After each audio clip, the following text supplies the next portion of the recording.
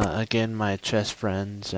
This is a game between me, Bags as white, and Orderup as black. I know the name sounds funny, but you have to say what their name is. So that was his name, and I move d4. He goes f6. I go c4, e5. I play d takes e5, knight g4. I go bishop f4, the Budapest gambit. I go e3, stopping his threat of knight takes f2, forking my queen and rook. I go d6. No, he goes d6. I trade, and then he trades bishop takes d6. Then I play bishop takes d6, and he plays queen takes.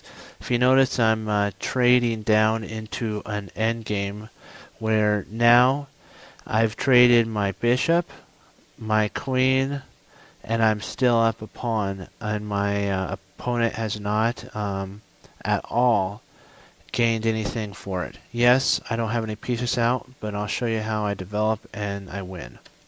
I go knight f3. He goes c6. I go c3, starting to develop, you notice. He goes ce5. I go knight takes e5. He goes pawn takes e5. Then I go bang, d5, getting ready to fork the at c7. His rook and king. He castles though. I play f3. I see that he has to. I put his knight on the rim. If you notice, h6. That was the whole plan. I got his knight out of there. Now I'm going to start pushing on the king side. I go g4. He goes f6. I go c5. I'm getting ready to open him up.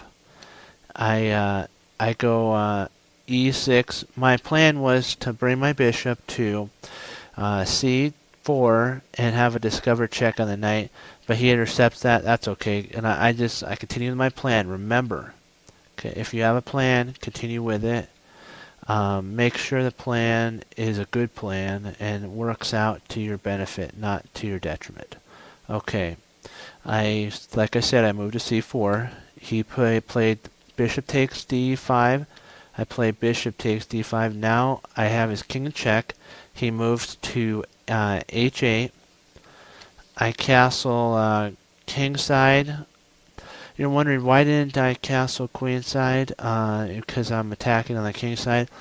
I'd be too out in the open. His rooks can get mobile, and it just wouldn't work out. I saw that I can push all my pawns. Still, I'm safe. His knight is in trouble. He only has two spots to go to, f7 and g8, and those are covered by my bishops. So, by my bishop, my light squared bishop.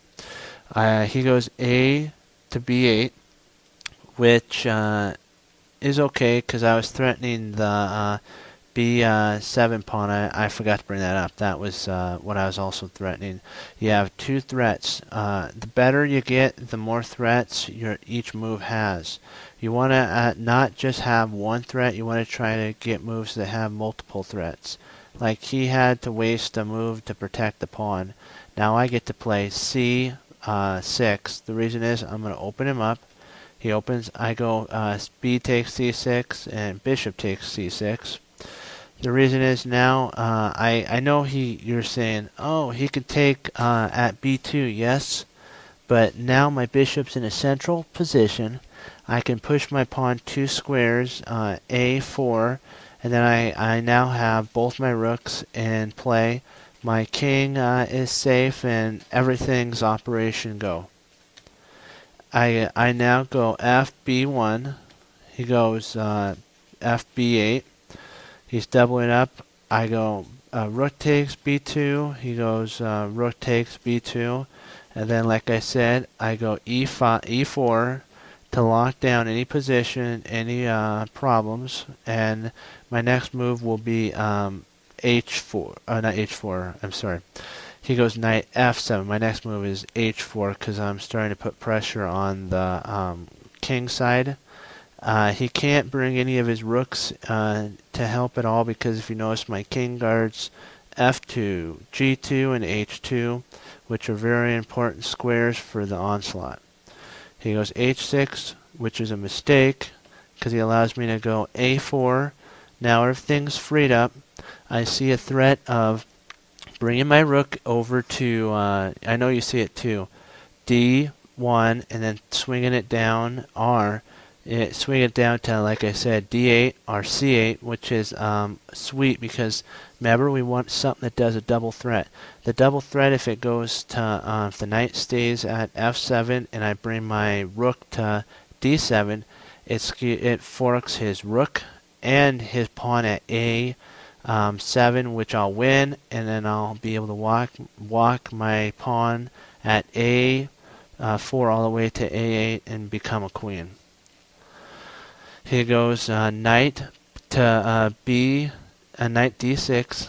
I go rook A D1. He has to go to C4, and I see that my move will be rook D8 check. He'll move his king to H7.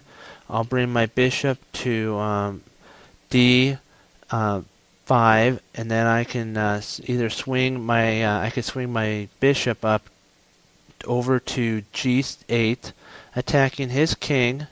But actually, the first move that you need to do in this situation is remember you have to stop any king squares. So I go down, like I said, my rook goes to D8 check. He goes to H7, like I said. Then I go H5. You have to seal up any spots the king will go to. You're thinking, why doesn't he just play G6? The reason is I could bring my rook to to D7, attacking again his pawn and his king, and I'll win the pawn. So it's very bad for him to push that pawn. He's stuck, and now I'm going in for the destruction. He goes E3, knight E3. The reason is he's threatening to check me with his rook to G2. That doesn't bother me. I continue with my plan. E8, going for a check and mate, and I will show you what he does. I will. He went rook to G2. Check. I will step back for a second and allow you to see what I played. It's a two moves. One, you have to move out of check, and the other is a checkmate. Just letting you know, giving you 2 hints. So I'll step back now for 3 seconds. Exactly. First move, king H1. He goes to F2. You got it. And then I go bishop to G6. Bang, bang, bang. Don't you love it? Check, mate. And I hope you enjoyed my game against. I hope you enjoyed my game, and I hope it inspired you to become a better chess player. As always, God bless, and I'll see you next time on Chess Cruncher.